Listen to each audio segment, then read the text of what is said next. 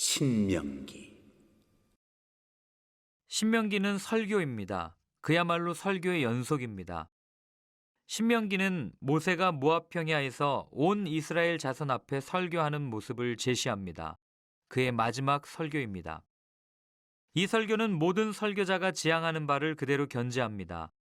말하자면 과거에 기록되고 선포된 하나님의 말씀을 고르고 조상의 경험과 개인의 경험을 취하여 그 말씀과 경험을 지금 여기서 하나의 사건으로 재현하는 것입니다. 하나님의 말씀은 연구 대상으로만 존재하는 문학적 가공물이 아닙니다.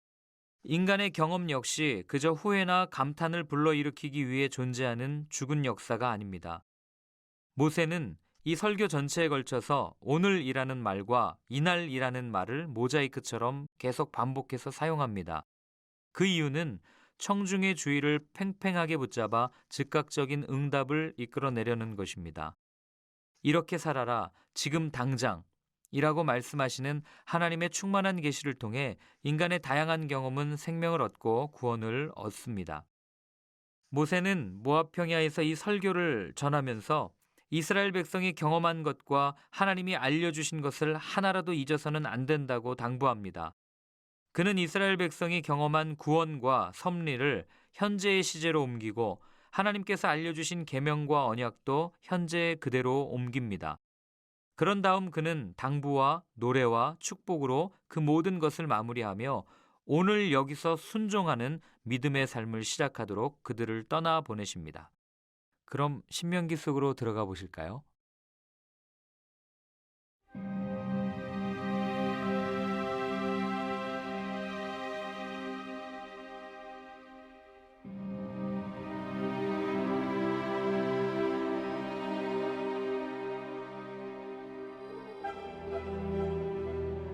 (1장) 이것은 요단강 동쪽 아라바 광야에서 모세가 온 이스라엘 백성에게 전한 설교다.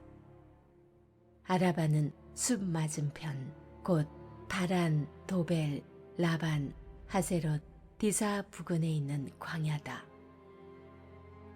호렙에서 세일산을 지나 가데스 바니아까지는 10하루가 걸린다. 40년째 되던 해 11째 달 첫째 날에 모세는 하나님께서 이스라엘 백성과 관련하여 그에게 명령하신 모든 것을 그들에게 전해주었다.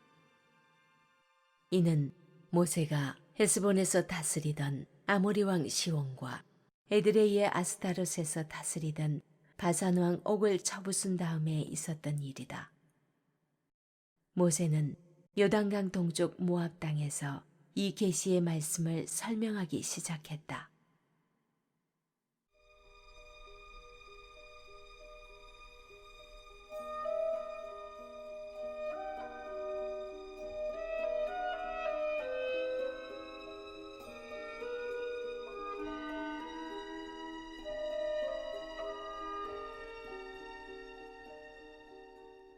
모세가 모압 평야에서 전한 설교. 모세가 말했다. 전에 호렙산에서 하나님, 우리 하나님께서 우리에게 이렇게 말씀하셨습니다. 너희는 이 산에서 꽤 오래 머물렀다. 이제 길을 떠나라. 어서 출발하여라. 아모리 사람의 산지로 가거라. 아라바 산지들, 작은 언덕들, 네겝 지역 바닷가 등 사람이 살고 있는 곳이면 어디로든 나아가거라.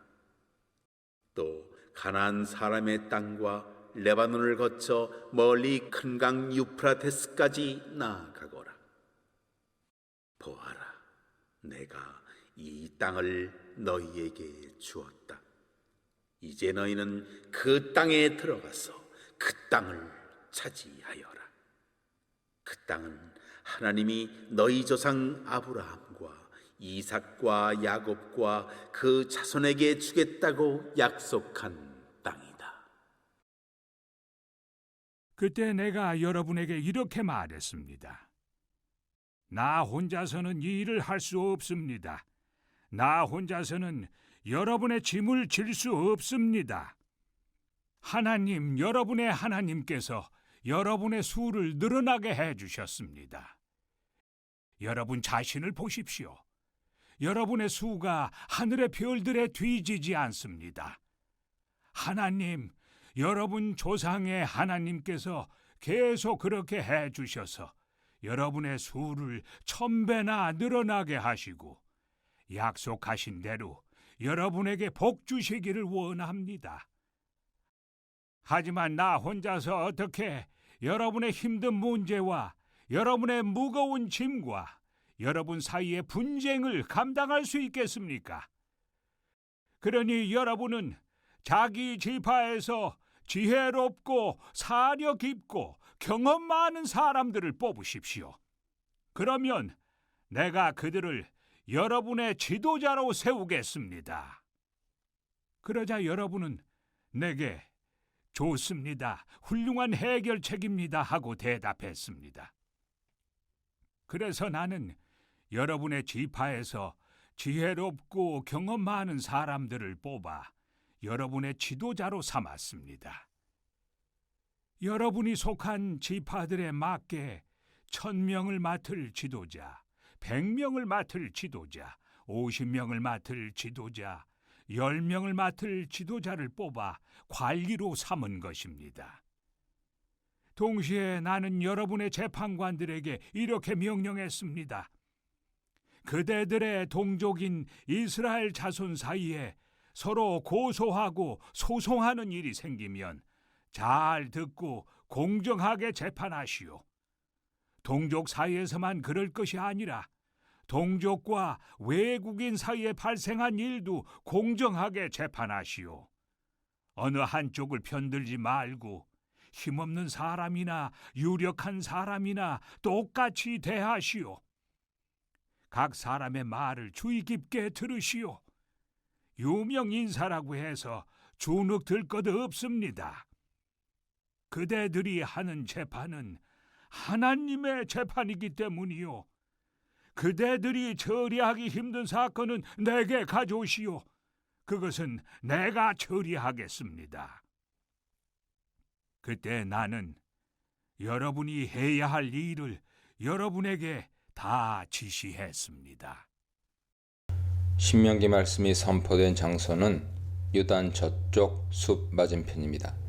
4장 46절에서는 더 구체적으로 그곳을 요단 동편 벳부엘 맞은편 골짜기로 명시합니다. 이곳은 또한 모세가 사후 장사된 곳이죠. 요단 저쪽은 요단 동편을 의미하며 숲은 특정한 장소일 수도 있지만 고대 역본들이 증거하는 바 아마도 홍해를 가리키는 얌수프의 준말일 것입니다.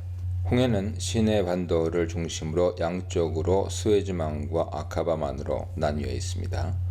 이 바다가 출애굽 직후 건넜던 스웨즈만 쪽의 홍해라면 40년 후의 모세의 연설 장소인 숲 맞은편과는 시기적으로 맞지 않습니다. 따라서 현재 홍해는 아카바만 쪽을 가리킨다고 보는 것이 합리적이죠.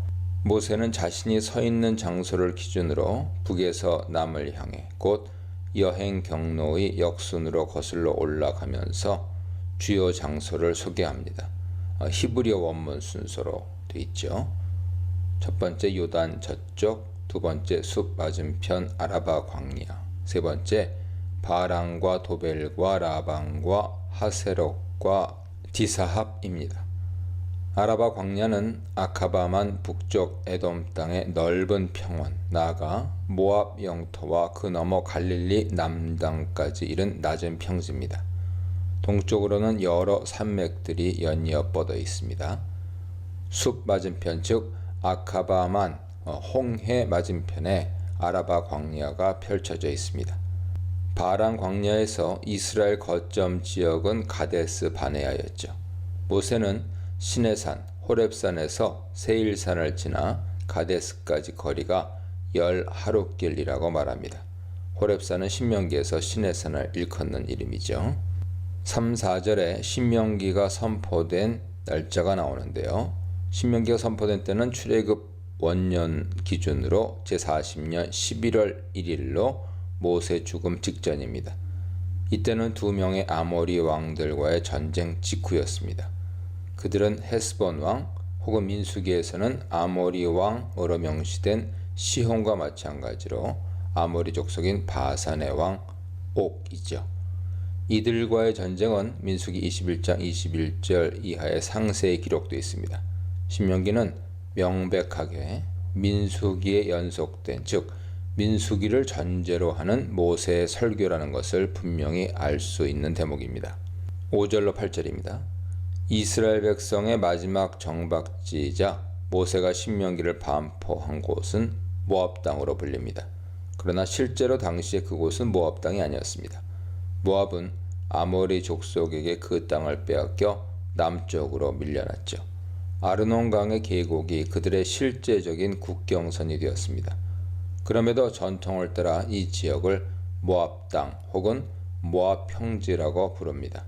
모세의 연설은 율법, 토라의 선포이자 해설이었습니다. 화자의 배경 설명에 이어서 6절부터 모세의 직접 연설이 인용됩니다. 모세는 역사적 회상과 더불어 연설을 시작합니다.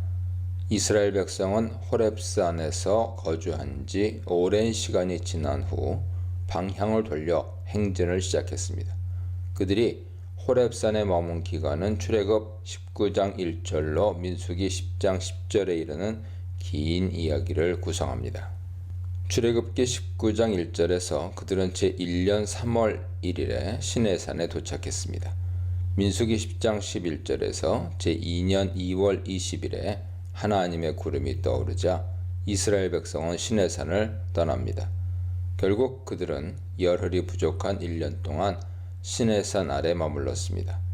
민수기에서는 단순히 구름이 떠오르매 그들이 시내 광야를 출발했다고 보고하지만 신명기는 여기에 우리에게 말씀하여 이르기를 첨언합니다. 즉 하나님은 구름 기둥으로 인도하시기 전에 백성들이 가야 할 방향을 구체적으로 말씀하셨습니다.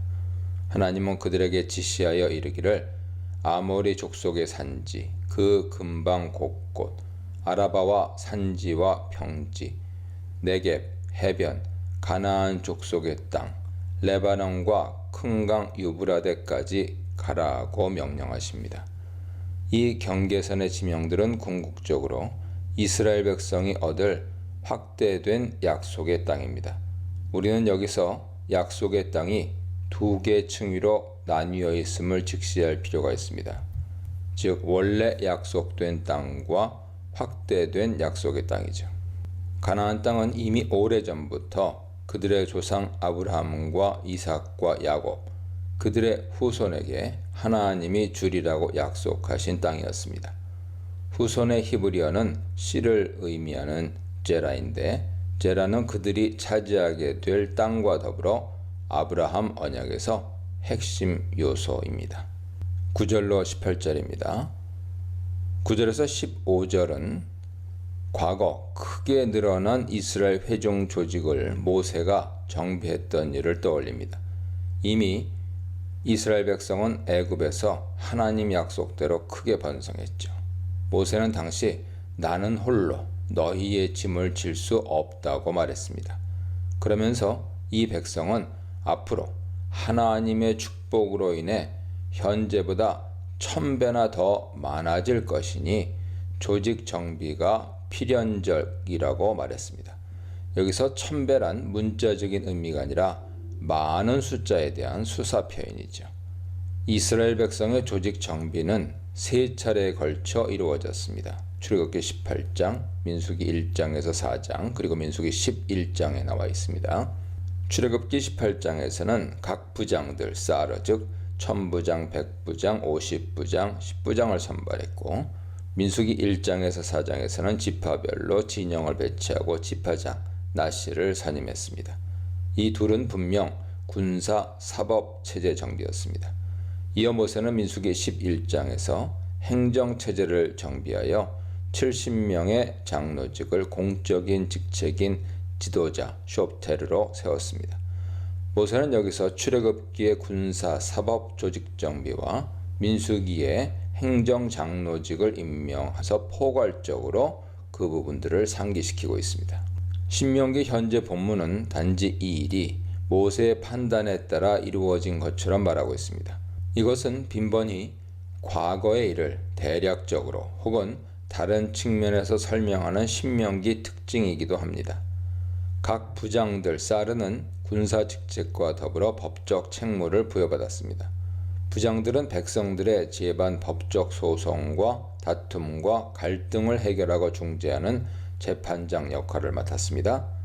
민수기 11장에서 모세는 현재 본문에서 털어놓은 고충과 마찬가지로 나 혼자는 이 모든 백성을 감당할 수 없나이다 라고 항변했습니다. 그러면서 모세는 백성들을 적절히 통솔할 수 있는 행정 지도자들을 세워달라고 하나님께 탄원했습니다. 이때 하나님은 모세에게 70 장로들을 선발해 그들을 지도자로 세우라고 명령하셨죠. 본문 15절의 마지막 직책인 조장이 쇼테르이기 때문에 이들을 장로 지도자라고 추론해 볼 수 있습니다. 결국 모세는 출애굽 직후 사법 군사 조직 정비와 시내산 출발 직후 행정 조직 정비를 포괄적으로 회상하고 있는 셈이죠. 16절로 18절에서는 재판장들로 임명된 각 부장들이 쌍방간 송사가 있을 때 공정한 재판을 해야 할 책무가 있음을 밝힙니다. 판결의 공정성은 인종, 신분, 외모, 귀천, 친분에 의해 훼손되어서는 안 됩니다. 외국인에 대한 사법차별은 엄히 금지되고 권력과 돈의 힘과 인간관계가 재판을 왜곡해선 안 됩니다. 반대로 부자는 가난한 사람이라고 무작정 두둔하면서 재판을 굽게 해서도 안 되죠. 출애굽기 23장 3절 이하 보세요. 이것은 한 사회에서 사법 정의가 공동체 질서와 평화에 얼마나 중요한지를 깨닫게 합니다. 모세는 만일 재판장들이 처리하기 어려운 송사가 있다면 자신에게 그 송사를 가져오라 명령합니다. 아마 이것은 모세의 재판 능력을 보여주기도 하지만 그가 하나님께 직접 의뢰하여 해법을 찾았음을 암시하기도 합니다. 무능이 아니라 불신, 체험이 아니라 말씀, 정체가 아니라 전진, 혼자가 아니라 가치에 대해 묵상해 보시기 바랍니다.